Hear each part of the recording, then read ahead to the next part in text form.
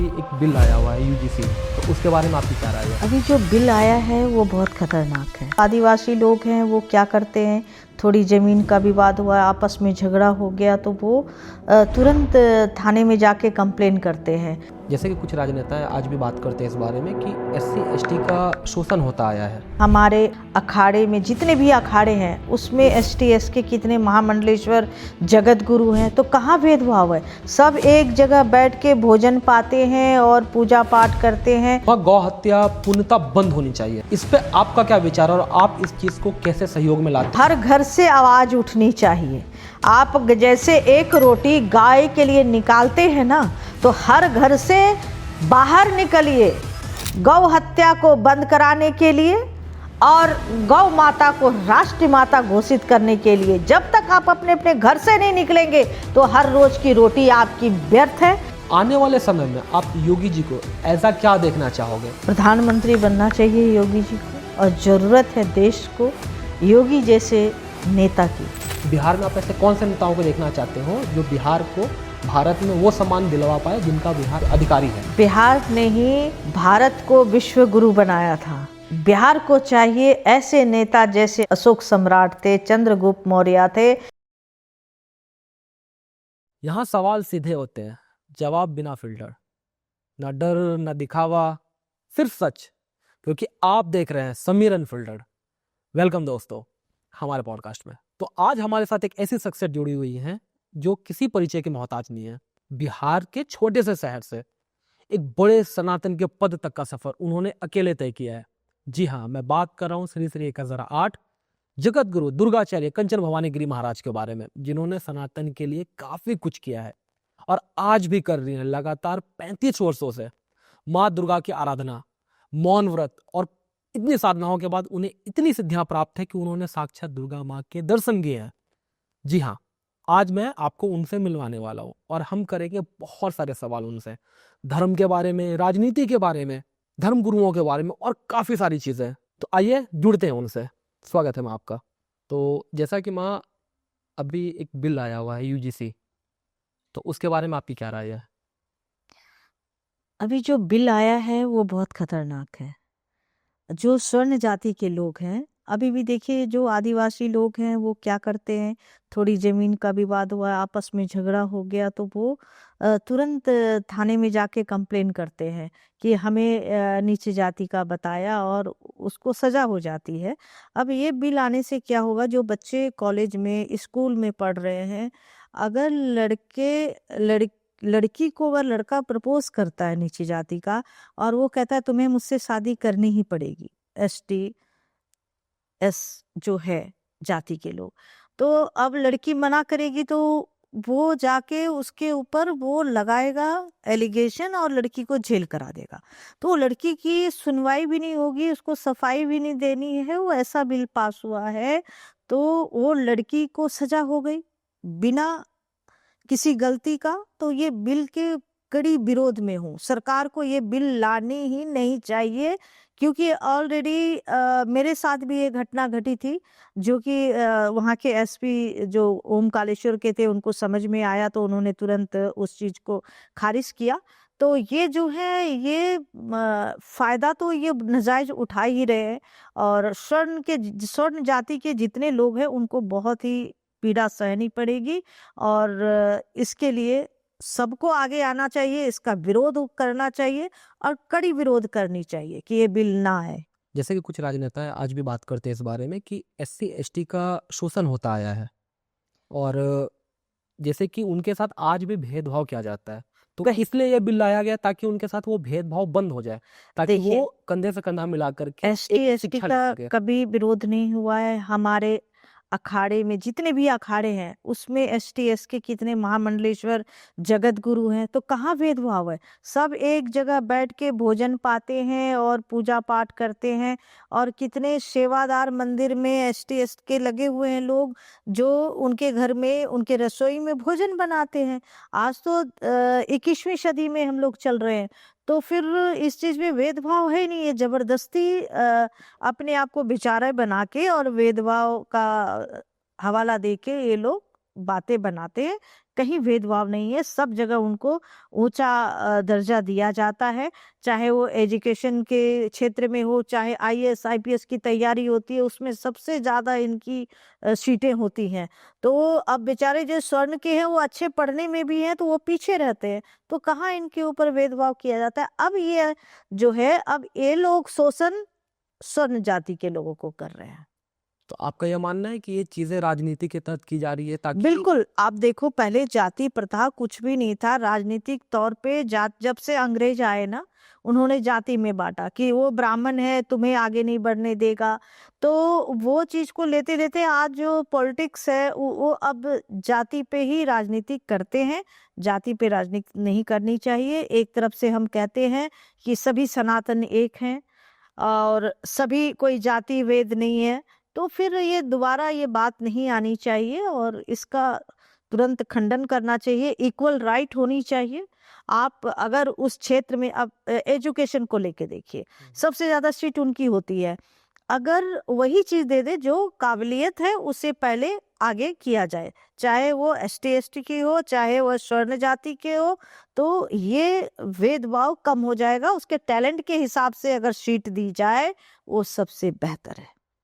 जी जी, मैं समझ सकता हूँ इस बारे में।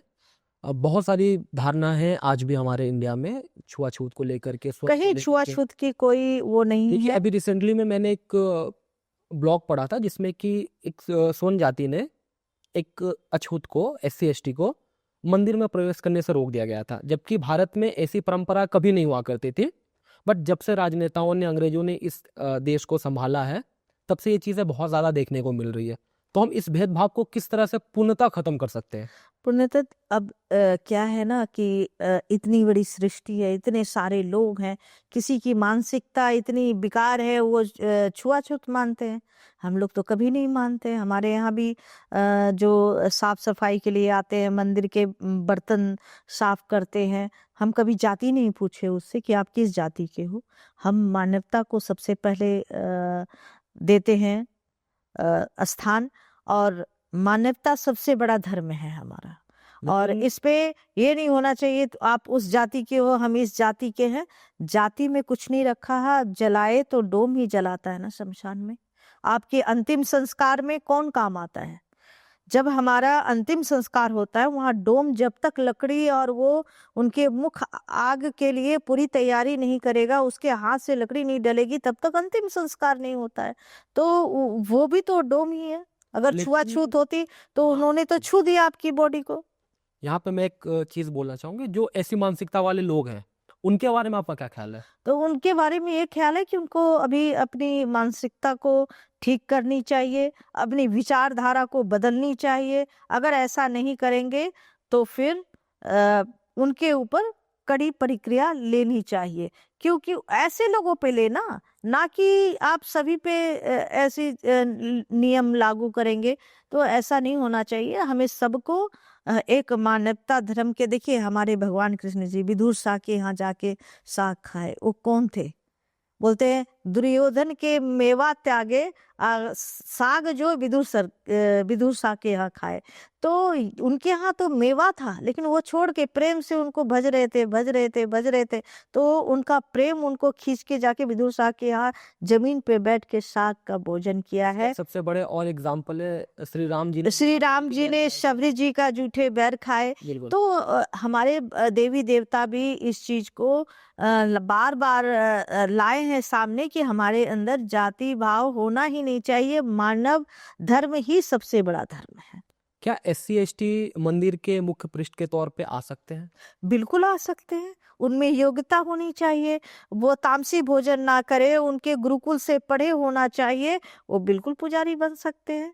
कहा बिल्कुल। गया है ब्राह्मण कौन है? ब्राह्मण जिसको ब्रह्म का ज्ञान हो वही ब्राह्मण है। उसमें कोई जाति का ये नहीं है। और जाति का मैं खंडन करती हूँ। जब कुछ व्यवस्थाएं नहीं थी, जाति प्रथा नहीं थी, सबसे पहले आई कहाँ से? कुछ को भेज दिया, भाई आपको बॉर्डर की रक्षा करनी है। किसी को भेज दिया, भाई आपको मंदिर की सेवा करनी है। किसी को भेजा, भाई आपने लिखा पढ़ी का काम करना है। किसी को बोला आपको खेती का काम करना है। किसी को कहा सफाई का काम करना है। वहीं से ये चाल बन वहीं से अब देखिए जो राजपूत थे वो लड़ाई करने चले गए, उन्हें ठाकुर के नाम से जाना जाता है। जो मंदिर में सेवा दे रहे थे उन्हें ब्राह्मण कहा गया, जो सफाई कर रहे थे उन्हें शूद्र का नाम दे दिया गया। तो कोई हमारे जाति वर्ण था ही नहीं, ये सारी मिथ्या है। तो इस चीज का पूर्णतः खंडन होना चाहिए, इस चीज को बिल्कुल पूर्णतः बैन खंडन कर होना देना चाहिए। कोई जाति वर्ण नहीं था, कर्म का था हिसाब से, तो लोगों ने उसको बोल दिया अरे ये तो ये काम करता है, इसे छुआछूत करो।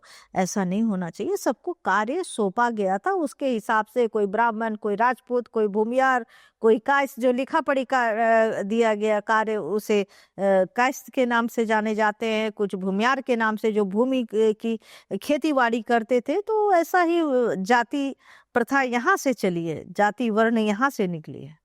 ठीक है माँ, आपको मत सुन के यहाँ मुझे काफी अच्छा लगा। जातिवाद पूर्णतः खत्म होनी चाहिए, बिल्कुल खत्म होनी चाहिए, समान अधिकार सबको मिलना चाहिए। बिल्कुल। और जिसके अंदर टैलेंट है आप उसको आगे रखिए ना। आपने दे दिया भाई एसटी एस्ट का इतना सीट होना चाहिए, रिजर्वेशन इतनी होनी चाहिए, ये आपने क्यों किया? आप ये कीजिए कि भाई जो बच्चे दिन रात मेहनत करते हैं, वह स्वर्ण हो चाहे एसटी एसटी के हो, तो उनको आगे दीजिए कि जो अपने टैलेंट से वो अपनी कैरियर को बना रहे हैं, सबसे पहले उनको आगे दीजिए।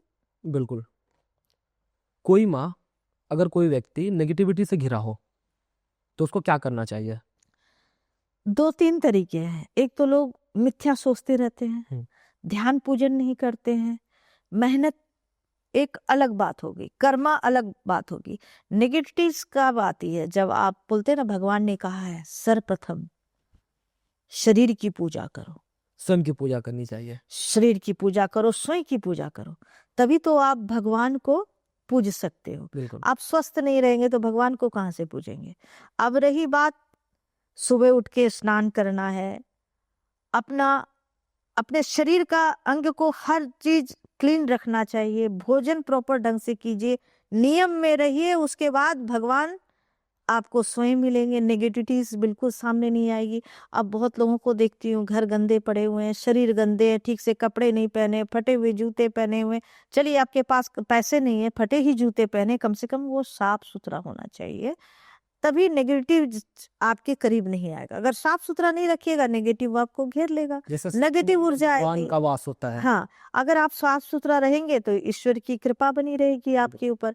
अब ईश्वर की कृपा, अब देखिए किसी के द्वार पे बहुत सारे कचरे पड़े हुए हैं, अब तो जैसे आप किसी गंदे नाले के पास जाते हो तो बदबू आती है। बिल्कुल। तो वैसे घर में जो ठीक से व्यवस्थित चीजें नहीं होगी तो घर का वातावरण गलत होगा, नेगेटिव ऊर्जा वहां वास कर जाएगी।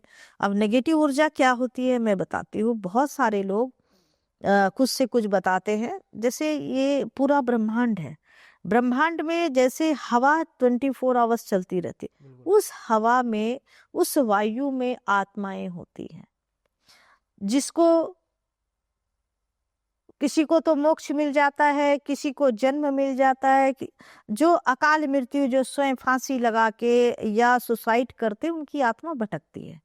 जैसे उनकी आयु तय होती है कि आपकी आयु 50 साल है, 80 साल है, उससे पहले ही हम खत्म कर लेते हैं, तो वो उतना दिन तो पूरा करेगा, उतना दिन कहाँ रहेगा, वो इसी वायुमंडल में घूमता रहेगा। मैं इस बारे में पूछना चाहूंगा माँ, जैसे कि आपने बताया कि सबकी एक आयु भगवान द्वारा तय होती है कि इस एज में आपको मरना है। हाँ।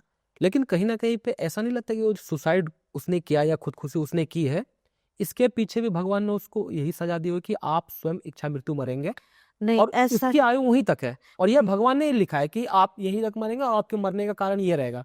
जैसे कुछ लोग एक्सीडेंट में मरते हैं, एक्सीडेंट का ऑलरेडी विधि के विधान में लिखा होता है कि वो आपकी अकाल मृत्यु होती है। एक्सीडेंट भी अकाल मृत्यु हमारे शास्त्र में कहा गया है, अकाल मृत्यु होती है। जो ये तो इच्छा मृत्यु भगवान द्वारा लिखा गया जो कि आपकी अपने मौत ऐसी आप, होगी। एक बार बताओ कि जैसे आपको कोई पिताजी ने मोबाइल ही खरीद के दिया, आपने तोड़ दिया उसे 2 साल वो चलता बहुत अच्छी तरीके से, आपने उसको पहले ही तोड़ दिया। हालांकि एक मोबाइल 3 साल 4 साल चला सकते हो, अब तोड़ दिया तो गलती किसकी है? तोड़ने वाले की है ना। तो उसी प्रकार जब भगवान ने हमें ये शरीर दिया, हम बीच में अपने आप फांसी लगा लेते हैं, जाके डूब, नदी में जाके डूब मरते हैं, आग लगा लेते हैं, तो ये तो भगवान ने, ईश्वर ने नहीं कहा ना, आपने स्वयं किया है, स्वयं अपने आप को नष्ट किया है। तो 2 पाप लगते हैं, स्वयं को नष्ट करने का पाप लगता है। दूसरा, आप ब्रह्मांड में विचरते रहते हैं, जब तक आपकी आयु पूरी नहीं होगी तब तक आप भटकते रहेंगे। तो वही नेगेटिव ऊर्जा जो है आपके घर में वास करती है। तो स्वच्छता सबसे जरूरी चीज है। बिल्कुल, स्वच्छता, जहाँ अगर आप स्वच्छ नहीं रहेंगे, घर स्वच्छ नहीं रहेगा, नेगेटिव ऊर्जा आपके घर में वास कर जाएगी। चलिए, मैं काफी अच्छा कहा आपने। आज के समय में गुरुओं की बहुत सारी चीजें बदली हैं। आपको क्या लगता है कि व्यक्ति के हिसाब से सही गुरुओं कैसे चुने? पहले क्या था ना, जो गुरु होते थे गुरुकुल के पढ़े होते थे, ज्ञान होता था, तपस्या होता था। आज तो कोई भी गुरु बन जा रहा है। आप देखिए, मैं तो देखती रहती हूँ यूट्यूब पे, भगवा शॉल ओढ़ लिए सब ज्ञान बांट रहे हैं, जिनको ज्ञान है ही नहीं। कुछ कुछ चीजें देख के टोटके बताते रहते हैं दिन रात। ये टोटके उठ के कोई काम नहीं आता। कर्मो प्रधानम, आप कर्म कीजिए, ईश्वर का ध्यान कीजिए, अच्छे कर्म कीजिए, वही आपका सबसे अच्छा पुण्य है और आपके इस जन्म को सुधारता है और अगले जन्म को सुधारता है। अब लोग बोलेंगे ये चीज यहाँ फेंक दो, वहां फेंक दो, सुबह से लेकर रात तक लोग उपायां बताते रहते हैं, उपाय बताते हैं। ये पहले बताओ कि इतने उपाय कौन से शास्त्र में लिखा है, कौन से वेद में लिखा हुआ है? उसमें लिखा है कि वे हमारे 4 वेद 18 पुराण है, उसको पढ़ा जाए, दुर्गा सप्तशती का पाठ है, हनुमान चालीसा है, इतनी सारी चीजें हैं। लोग क्यों भटका रहे हैं इस तरह से? आप सुबह उठिए, ध्यान कीजिए, योगा कीजिए, मेडिटेशन कीजिए, अपने दिनचर्या को प्रॉपर रखिए कि इतने बजे मुझे ये काम करना है, इतने बजे ये काम करना है। ना कि आप गंगा जी में ये चीज विसर्जन करो, गंगा जी को भी दूषित कर रहे हो। पेड़ के पीछे, पीपल पेड़ में देखिए इतनी सारी चीजें फेंकी रहेंगी। अरे पीपल सनातन धर्म में पीपल की पूजनीय है। पूजा क्यों कराई गई, मैं आपको बताती हूँ। ऋषि मुनियों ने सोचा कलयुग में पेड़ लोग काटेंगे, बिल्कुल।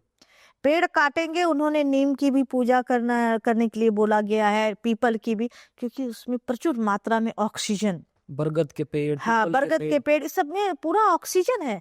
तो उन्होंने पूजा करने के लिए बताया है और पूजना भी चाहिए, क्योंकि सृष्टि में जो चीज ईश्वर ने दिया वो सब चीज पूजा के योग्य है। चाहे वो हमारे पास नदी है, गंगा जी है, जमुना जी है, नर्मदा जी है, सबकी पूजा करनी चाहिए। सब देवी देवता है। और वायु, हवा, हवा और ऑक्सीजन देने वाले हमारे पेड़ पौधे हैं, उनकी भी पूजा करनी चाहिए, ना कि उसको काटना चाहिए। अब ये नहीं कि वहां जाके मिठाई भर के डाल रहे हैं, दीपक जला रहे हैं इतने सारे, नहीं। उसके पास जाके स्वच्छता कीजिए, हर पेड़ के जड़ों की अच्छी तरह से साफ सफाई कीजिए, वहां जल चढ़ाइए। ना कि घर से ले जाके नारियल फल वहां जाके डाले जा रहे, वो डाल रहे हैं, उसकी जगह गाय माता को भोजन कराइए, बिल्कुल फल बिल्कुल फ्रूट बिल्कुल किसी गरीब बच्चों को दे दीजिए, और बिल्कुल। पीपल पेड़ की सेवा कीजिए। ये सबसे बड़ी सेवा, क्योंकि वो ऑक्सीजन दे रहा है। क्योंकि जल डालिए उसमें। सनातन धर्म में प्रकृति की पूजा की जाती है। सनातन धर्म में शुरू से, चाहे वो सूर्य हो, देखिए, चंद्रमा हो। भगवान श्री राम जी जब वनवास जा रहे थे, उन्होंने वन में जाके वन देवता का आह्वान किया, पूजा किया, सूर्य देवता की पूजा की है, गंगा जी की पूजा की है। ये हमारी सनातन धर्म की खूबसूरती और परंपरा है, और इसको मानना चाहिए। ना कि आप भर भर के, मैं देखती हूँ काले तिल जाके डाल रहे हैं, उड़द डाल रहे हैं पेड़ के नीचे। ऐसा मत कीजिए, खूब अच्छी तरह से साफ सफाई कीजिए। ज्यादा आपका दिल करता है तो एक दीपक जला दीजिए। सनातन को माँ एक वर्ड में डिफाइन करना है जो आपको लगता है कि ये सूटेबल है। ऐसे तो सनातन की कोई ऐसे वर्ड नहीं जिनको आप डिस्क्राइब कर पाओ, बट एक ऐसा शब्द जो आपको लगता है कि अगर मैं ये बोलतूं तो ये सनातन को रिप्रेजेंट करता है। एक वर्ड। देखिए, सनातन धर्म वो खूबसूरती है सनातन धर्म की, हर एक चीज। वर्ड में बताना है माँ। कोई एक वर्ड में यही बोलूंगी कि पूरी सृष्टि की पूजा करती है सनातन धर्म। मानवता सबसे बड़ा धर्म है, तो सनातन को मैं इस तरह बता सकता हूँ कि मानवता और प्रकृति को जो लेके चलता है वही सनातन है। मानवता एक अलग हो गया, सृष्टि का मतलब सब हो गया। सृष्टि की पूजा करना मतलब सृष्टि में हर चीज, जीव जंतु पेड़ पौधे, उसमें सभी चीज आ गई। कि सृष्टि की पूजा करने का मतलब सनातन वो खूबसूरत धर्म है जिसे पूरी सृष्टि की ही पूजा करते हैं। उसमें पूरा ब्रह्मांड आ गए सृष्टि में, सूरज आ गए, चंद्रमा आ गए, आपके सारे नदियां आ गई, पेड़ पौधे आ गए। पेड़ पौधे, इंसान, आपका एक शब्द में पूरा हो गया। एक शब्द में पूरा हो गया। सनातन सृष्टि की पूजा। ओके, तो माँ हम दूसरे क्वेश्चन की ओर चलते हैं। आजकल सेवा दिखावे के लिए किया जाता है, जबकि ये कर्तव्य है, और आजकल के जितने लोग हैं सब दिखावे के लिए सेवा करते हैं। आपका इस बारे में क्या मानना है और आपकी क्या राय है इस बारे में? देखिए, ऐसा है कि गुप्त दान महादान गुप्त दान महादान ये सनातन की तो परंपरा रही। परंपरा रही है। पहले भी लोग गुप्त दान देते थे, सोना को एक कोई चीज में छुपा के और दान कर देते थे। किसी को पता भी नहीं सोना दान किया, चांदी दान किया है, और क्या किसने दान किया किया है है? और किसने किया है ये पता ही नहीं होता था। जब वो लोग खोलते थे तब देखते थे अरे इसके अंदर तो सोना चांदी है। तो ये गुप्त दान जो है वो सबसे पुण्य की प्राप्ति होती है गुप्त दान से। अगर दिखावे के दान कर रहे हैं तो वो मिथ्या है। चुप रहना संयम या डर क्या है आपके लिए? चुप रहना, बहुत लोग चुप इसलिए हो जाते हैं कि जब उसकी कोई बात समझता नहीं है तो वो अंदर ही अंदर अपना मंथन करता है, और चुप रहना सबसे बेहतर है। मतलब बहुत लोगों से उलझने से बेहतर है कि आप शांत हो जाएं, साइलेंट हो जाएं, चुप हो जाएं, जिससे कि आपकी ऊर्जा और बढ़ेगी। और लोग इसको डर में भी कंसीडर कर लेते हैं नहीं, कि डर डर ये नहीं, संयम नहीं है, डर है। ये डर नहीं है। वो सबसे ताकतवर है जो चुप है। ओके। जो चुप है वो सबसे ताकतवर है, वो डरा नहीं है। और माँ मैं आपके बारे में बात करना चाहूंगा। आपने 35 वर्षों तक कठोर तपस्या की है दुर्गा माँ की। इससे आपने क्या सीखा और हमारे व्यूअर्स को क्या सिखा सकते हैं आप, उनको क्या दे सकते हैं आप? आज के युग में लोग साधना नहीं करते हैं, ड्रामा करते हैं। बिल्कुल। मैंने देखा है बहुत लोगों को विभूति लगाएंगे और जटा फैलाएंगे, आरती करेंगे, मतलब दिखा के इतना ज्यादा भोकाल होता है। वो साधना नहीं है। साधना गुप्त तरीके से होता है। जैसे मैं अभी गुप्त नवरात्रे थे उसमें साधना कर रही थी, और उस साधना में मैं मौन व्रत रखती हूँ। और मौन व्रत से ये होता है कि आपकी जो ऊर्जा है, ऑरा है, वो काफी स्ट्रांग होता है। कई सालों से करती आ रही हूँ, और गुप्त तरीके से अगर साधना की जाए तो आप हर चीज की प्राप्ति कर सकते हैं। बिल्कुल। आज का युवा भटक रहा है, पूरी तरह से भटक रहा है। सही दिशा की कमी है या फिर उनमें संयम की कमी है। आपका क्या मानना है और इसको हम कैसे ठीक कर सकते हैं? सबसे पहले तो बच्चा जो है डिसिप्लिन में कब आता है? 2 साल के जो बच्चे होते हैं उसको डिसिप्लिन सिखाना बहुत जरूरी है। बिल्कुल। अगर बच्चे को पहले गुरुकुल में क्यों भेजा जाता था, अब घर में माँ बाप लोग जरूरत, मैं अभी स्कूल में पढ़ने जा रहा हूँ, मोबाइल नहीं दोगे तो मैं ये नहीं करूंगा, मैं स्कूल नहीं जाऊंगा। तो जब पेरेंट्स को बच्चे ब्लैकमेल करते हैं उसी टाइम पेरेंट्स को रोकना चाहिए। और यही करते करते एक ऐसी स्थिति आ जाती है कि बच्चा मनमानी करता है, वो संस्कारहीन हो जाता है। उन्हें संस्कार के बारे में मालूम नहीं है, उन्हें समाज की प्रतिष्ठा के बारे में पता नहीं होता कि मैं ये करूंगा तो हमारी प्रतिष्ठा जा सकती है। तो इसके लिए हमें बचपन से ही उसे संस्कार देना चाहिए, चाहे वो कोई भी रिलीजियस हो, चाहे वो सिख धर्म से हो, चाहे जैन धर्म से हो, किसी भी रिलीजियस से रख लीजिए। बच्चे को सबसे पहले माँ बाप को अपने आप को प्रणाम करना सिखाना चाहिए। आप सबसे पहले उठते हो, आप पेरेंट्स को प्रणाम करो, दादा दादी हैं उसको प्रणाम करो। आप पूजा करते हैं, पूजा घर में बच्चों को लेके जाइए, और जो पढ़ा रहे हैं वो तो पढ़ ही रहे हैं। लेकिन आज के युग में माँ बाप पूजा पाठ करना, माँ बाप को प्रणाम करना, ये सोचते हैं कि ये गवारों का काम है। नहीं हाय है, हम बहुत लोगों को देखा है, हमने खुद अपने कानों से सुना है, बोलते नहीं ये कौन करता है आजकल के युग में, आज की युग नहीं है ऐसा। अरे आपका युग ऐसा नहीं है तभी तो युग आपका बदल गया, आपके बच्चे बदल गए, आपके बच्चे संस्कारी नहीं है। माता पिता को पूजनीय माना गया है, पूजनीय माना गया है, तो आज की डेट में माँ बाप को लोग प्रणाम ही नहीं करते। तो माँ बाप को सबसे पहले प्रणाम करना सिखाना चाहिए, दादा दादी से शुरू करके, नाना नानी से शुरू करके, घर में पूजन पाठ, उनके अंदर संस्कार डालिए, वो बच्चा संस्कारहीन नहीं होगा। आज के युवा क्यों बिगड़े हुए हैं? क्योंकि माँ बाप का उसमें पूरा है। सबसे प्रथम गुरु तो माँ ही होती है बच्चों की। माँ ने ठीक से संस्कार नहीं दिया, पिता तो दिन रात घर से बाहर रहता है। सपोज करो आप पिता घर से बाहर हैं, ऑफिस गए हैं, और माँ का पूरा, आजकल तो माएँ भी कामें कर रही हैं, तो वो माँ जो है बच्चों को समय नहीं दे पा रही है, तो कौन पाल रहा है? नौकर। तो वो बच्चा कैसा होगा? बिल्कुल बुद्धिहीन ही होगा। बुद्धिहीन होगा।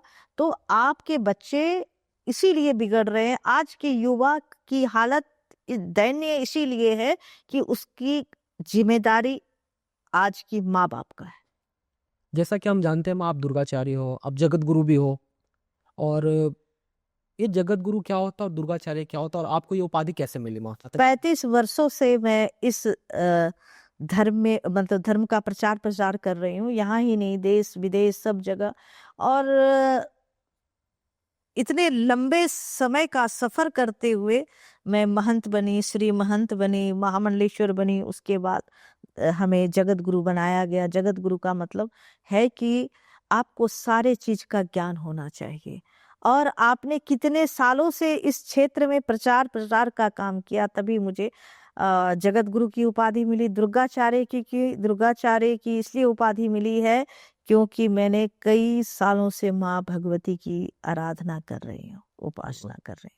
जैसा कि माँ आप दुर्गाचार्य हैं, मैं आपसे ये जानना चाहता हूँ कि माँ दुर्गा की कृपा बिना साधना के क्या कोई प्राप्त कर सकता है? अगर हाँ, तो कैसे? बिना साधना का तो बिल्कुल प्राप्त नहीं कर सकता है, क्योंकि कोई भी कार्य आप भोजन करते हो तो भोजन बनाते हो ना। बिल्कुल। तो उसी प्रकार है, डेली आप माँ का ध्यान करेंगे, पूजा करेंगे, और आज कलयुग में एक बार नहीं लाखों बार उनका ध्यान और पूजन और जप करना पड़ेगा इस कलयुग में, तब माँ की कृपा निश्चित ही होती है। क्या हमें महसूस हुई है इस बात का। मैं तो कई बार उनका दर्शन भी की हूँ। जैसा कि माँ माना जाता है, माँ दुर्गा कृपा की रानी है, ममता की देवी है ना, करुणा उनके मुख से बहती है। अगर कोई उनके लिए व्रत करता है या उनके लिए बहुत कठोर साधना करता है, तपस्या करता है, तो इससे क्या माँ प्रसन्न होगी या दुखी होंगे? नहीं, माँ प्रसन्न होती है, लेकिन हठ योगी से नहीं, सहज योगी से। सहज योग करना पड़ेगा, सहज तरीके से। जैसे आप अपने आप को, पहले मैंने क्या कहा था कि पहले अपने शरीर की पूजा कीजिए। शरीर की पूजा मतलब अपने आप को पहले इतना प्रिपेयर कीजिए कि माँ की उतनी देर बैठ के मैं ध्यान कर सकूं। क्योंकि माँ तो हमेशा अपने बच्चों को स्वस्थ देखना चाहती स्वस्थ है। देखना चाहती है माँ। तो इसीलिए आपको पहले स्वस्थ रहना है, उसके बाद देवी का आराधना करिए। और ब्रह्म मुहूर्त में, ब्रह्म मुहूर्त सबसे अच्छा मुहूर्त होता है, और उस समय पूरा ब्रह्मांड में ऊर्जा होती है। बिल्कुल। इतनी ऊर्जा होती है, सभी देवी देवता सृष्टि का भ्रमण कर रहे होते हैं, और उस टाइम में अगर आप ध्यान और पूजन उनको पुकारते हैं तो निश्चित ही कहीं ना कहीं माँ का ध्यान जो है आपकी तरफ खींचेगी और आपको आशीर्वाद देगी। और निरंतर करते रहेंगे तो मैंने देखा है कि जिस तरह से मैंने निरंतर किया तो उन्होंने मुझे दर्शन भी दिया है। बिल्कुल माँ, इस बारे में भी हम बात करेंगे कि आपने माँ के दर्शन कई बार किए हैं, आपकी वो साधना है आपने किया, बट वैसे लोग जो सेवा तो कर रहे हैं, जो ध्यान कर रहे हैं, जो साधना कर रहे हैं, बट उनको वो प्राप्ति नहीं हुई है, उसके पीछे क्या कारण रहा होगा? या क्या फिर वो होता है, क्या ऐसा करे कि उनको भी माँ की दर्शन प्राप्त क्या होता है ना, प्राप्ति दो तरीके से होता है। हम्म। एक एक तो हठ योग से, दूसरा प्रेम से। प्रेम से माँ को भजिए, श्रद्धा प्रेम, और वहां का वातावरण शुद्ध होना चाहिए। बिल्कुल। देखिए, माँ की कृपा निश्चित ही बरसेगी, और माँ जरूर सुनती है, हर कार्य सुनती है। और जब बहुत लोग क्या करते हैं, जल्दीबाजी में जल्दी जल्दी जल्दी जल्दी किए कि नहीं, अभी माँ हमने भोग लगाना है तो जल्दी जल्दी क्या, मतलब एक ड्यूटी पूरा करते हैं। वो ड्यूटी पूरा मत कीजिए, आप नियम से कीजिए। जब आप फुर्सत में होते हैं, अगर आपके पास समय नहीं है तो कंटिन्यूस मन में जप करते रहिए। बिल्कुल। बहुत सारे माँ के मंत्र हैं। जैसे आप बहुत दुखी हैं, आपके कार्य नहीं बन रहे हैं, सर्व मांगल मांगल्ये शिवे सर्वार्थ साधिके शरण्ये त्र्यंबके गौरी नारायणी नमस्तुते, ओम ऐं ग्रीम क्लीम चामुंडाई विचे। बिल्कुल। अब बहुत लोग तो मंत्र भी नहीं बोलना आता है। कई बार मैं यूट्यूब पे और रील पे देखती हूँ, ठीक से मंत्र भी नहीं बोल पाते, बड़े दुर्भाग्य है। फिर उस चीज को आप, अगर मंत्र नहीं आ रहा है तो माँ का ध्यान करके ध्यान कीजिए। माँ, मेरे व्यूअर्स को आप एक ऐसा मंत्र बताओ जो वो दिन में किसी भी समय जाप कर पाए, सरल हो, और माँ दुर्गा इनसे खुश हो जाए या प्रसन्न हो जाए। सबसे अच्छा मंत्र है जो आपके दुख तकलीफ और हर चीज में वो मंत्र काम आएगा। विपत्ति में, भयंकर विपत्ति आपके ऊपर छाई है, तो इस मंत्र का जाप करने, शरणागत दिनार्थ परिक्रमा प्रायणे सर्वार्धिके हरे देवी नारायणी नमस्तुते। हे माँ भगवती, आपके शरणों में हूँ मैं, मेरे दुख और विपदा जो है उसे दूर करो। तो माँ तो करुणा की रानी है, देवी है, वो तो माफ कर ही देती है लोगों को। ठीक है, हम थोड़ा टफ क्वेश्चन की ओर जाते हैं, है ना। अभी हाल में ही शंकराचार्य जी को कुंभ में स्नान नहीं करने दिया गया। राजनीति मतभेद हो, सामाजिक हो, व्यवहारिक हो, ये गलत है, सही है? अगर इसने किया तो ये क्या आप अपने शब्दों में इसे क्या बोलना चाहेंगे? देखिए, बड़ा दुर्भाग्य है।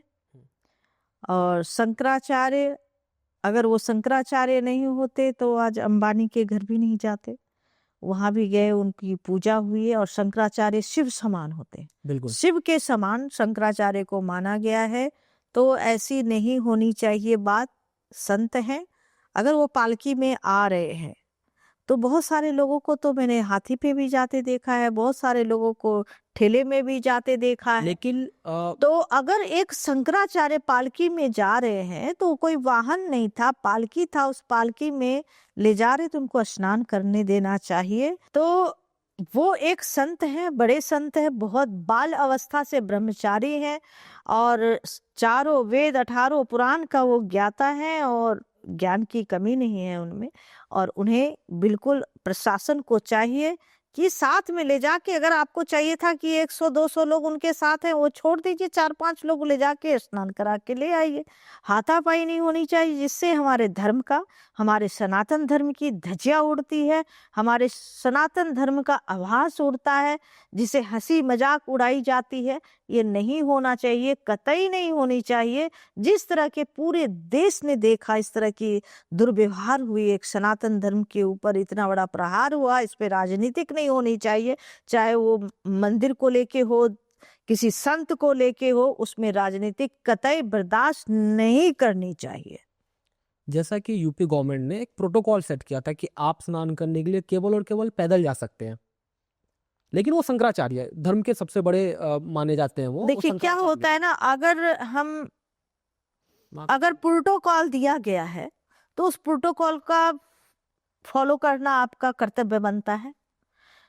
जैसे अभी हम लोग भी कई बार हम जाते हैं साई स्नान के लिए, तो पुलिस वाले बोलेंगे माता जी इतने नहीं, इतना होना चाहिए, क्योंकि उसकी भी व्यवस्थाएं हैं, उनके ऊपर भी बर्डन होता है, लाखों पब्लिक होती है, उनको भी संभालना होता है। उनमें आप किसी अधिकारी से पूछिए कि उसकी रात और दिन की ड्यूटी कैसे होती।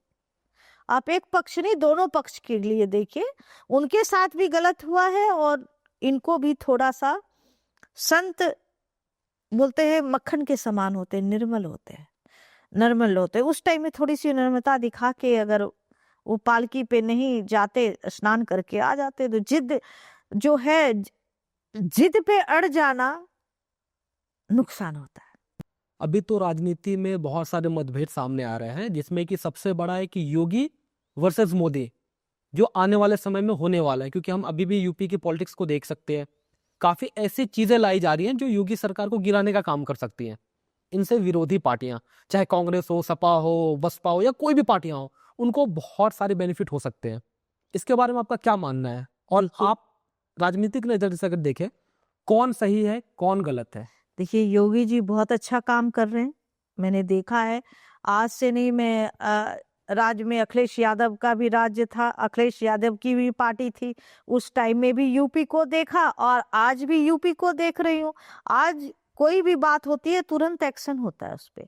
मैंने योगी जी को, जो मैं बाहर भी जाती हूँ, विदेश भी जाती हूँ, तो उनका नाम सुनती हूँ मैं और खुश होती हूँ कि योगी जी इतने अच्छे कार्य कर रहे हैं और यूपी में बेहतर काम किया है, जिसके कारण कुछ लोगों को, राजनीतिक दल को उनसे तकलीफ हो रही है, जिसके कारण ये लोग उनके ऊपर दबाव डाल रहे हैं। और मुझे मालूम है कि हमारे योगी जी जो हैं कभी दबाव में नहीं आएंगे। उनकी जो कार्यशैली है, वो कार्यशैली हर जनता के दिल में बसा हुआ है। एज अ प्रधानमंत्री आप योगी जी को देखना चाहोगे या मोदी जी को देखना चाहोगे? देखिए, हम चाहेंगे कि योगी जी प्रधानमंत्री बने हमारे देश के, क्योंकि जिस तरह से बांग्लादेश का आपने देखा किस तरह से हुआ, उसको मुंहतोड़ जवाब देनी चाहिए।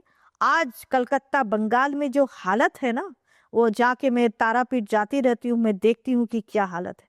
अगर यही प्रधानमंत्री योगी जी होते ना, तो तुरंत जो हमारी दीदी है ममता बनर्जी, उसको तुरंत सबक सिखाए होते। लेकिन ये अभी उसको छोड़ दिए हैं, उनकी मनमानी है पूरी बंगाल में। वेस्ट बंगाल जाइए, देखिए कितनी ज्यादा लोग वहां पे, मैंने देखा है कि लोगों के जो दुकानें तोड़ तोड़ के रोहिंग्या मुसलमान को जगह दे रही हैं। वो ये क्या कर रही हैं? बंगाल को क्या बनाना चाहती हैं? जैसा कि अभी हम देख रहे हैं कि यूपी में योगी सरकार को दबाने के लिए बहुत सारे ऐसे नियम बनाए जा रहे हैं जिससे कि कहीं ना कहीं पे बाकी पार्टियों को काफ़ी बेनिफिट हो सकता है। But deep inside we know कि योगी सरकार अच्छा काम कर रही है।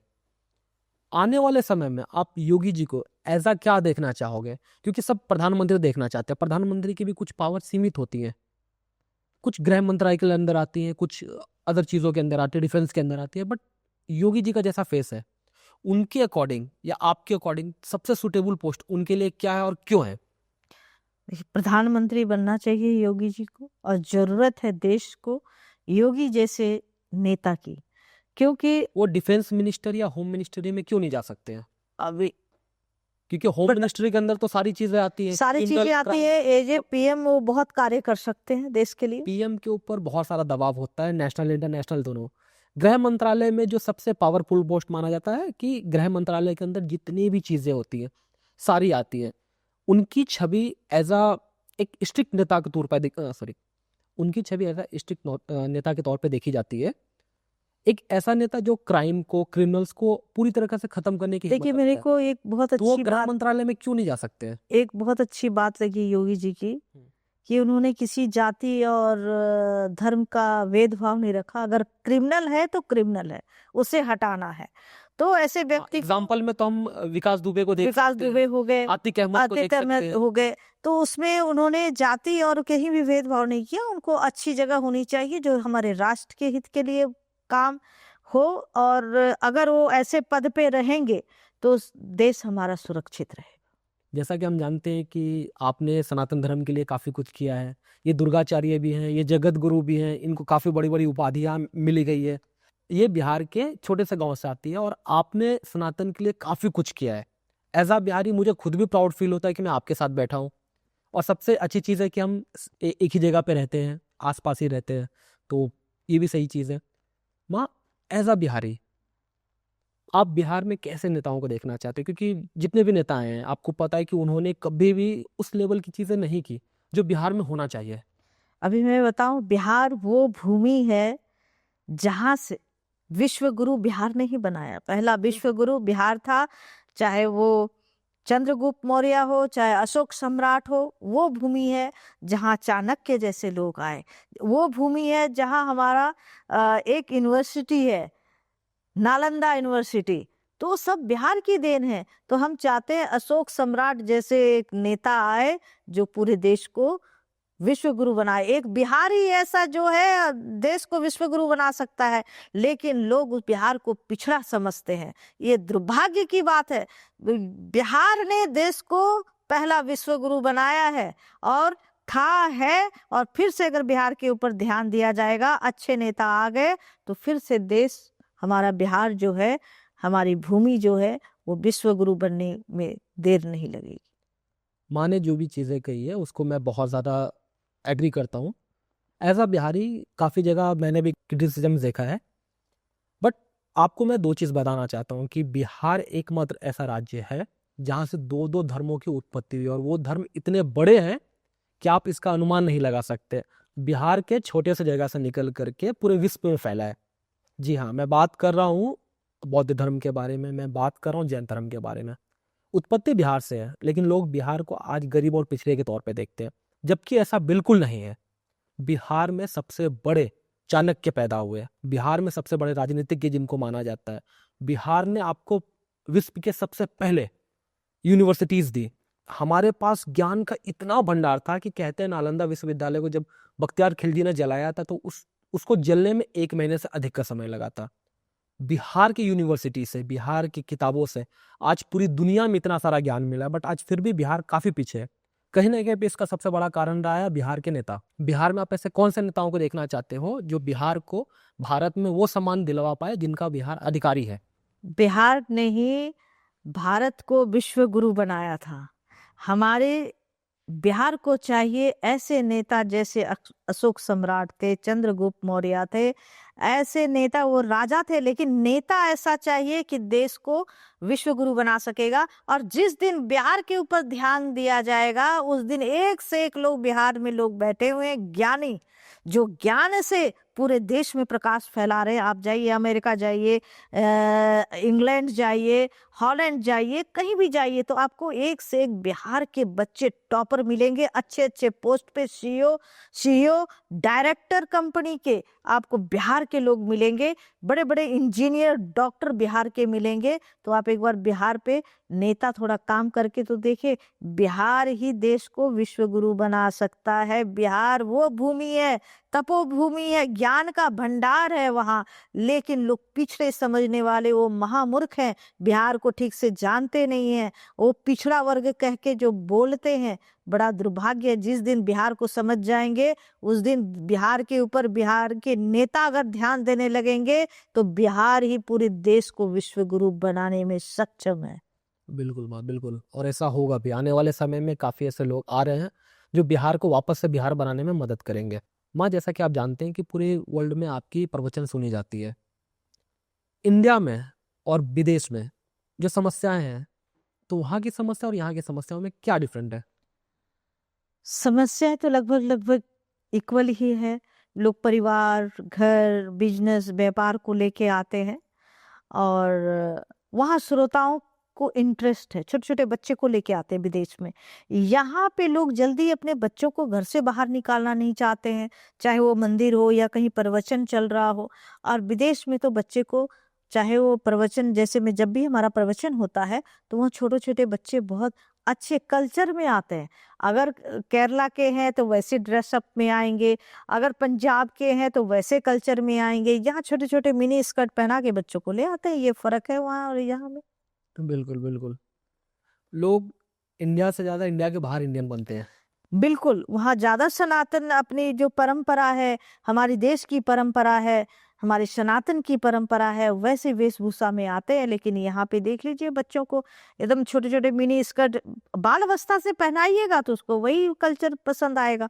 बाल अवस्था से अगर उसे ठीक से कपड़े पहना के लाइएगा तो उसे लगेगा कि हमें ये पहन के ही मंदिर में और प्रवचन में, सत्संग में जाना है। तो इस बारे में कटाक्ष क्वेश्चन है माँ कि मुस्लिम धर्म में बुर्का एक काफ़ी कंट्रोवर्शियल चीज़ रहा है कि वहाँ की महिलाएं बुर्का क्यों पहनती है। काफ़ी लोग कहते हैं कि बुर्का को बैन करना चाहिए, जबकि कहीं ना कहीं पे ये ऐसा धर्म का पार्ट नहीं है, बट एक निजी चीज़ें होती हैं कि आपको अच्छे कपड़े पहनने चाहिए, आपको ऐसा कपड़ा पहनना चाहिए ताकि आप गंदे लोगों की नज़र से बच पाएँ।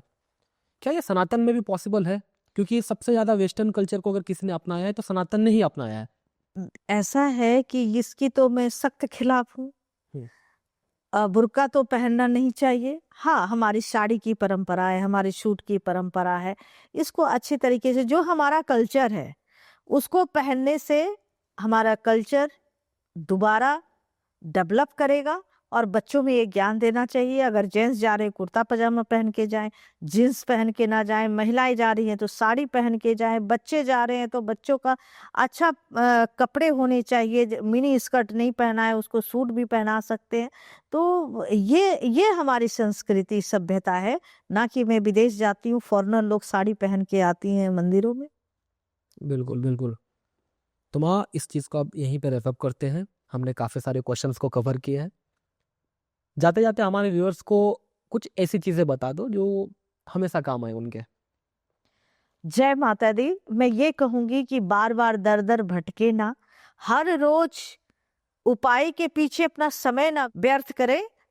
जब भी करें ध्यान करें। ध्यान वो साधना है जो आपके शरीर को भी साध लेता है और परमात्मा में भी आप लीन हो जाते हैं, परमात्मा की भी प्राप्ति करते हैं। तो मैं यही कहूंगी, थोड़ी देर के लिए ध्यान कीजिए। शिवोहम शिवोहम शिवोहम। ध्यान मुद्रा में चलते फिरते उठते बैठते, ना कि आज नदी के पीछे भाग रहे हैं, घर में पोटली बांध रहे हैं, ये कतई मत कीजिए। ये सब टाइम वेस्ट है। कर्मो प्रधानम, कर्म कीजिए और मस्त रहिए। हरि ओम नमो नारायण।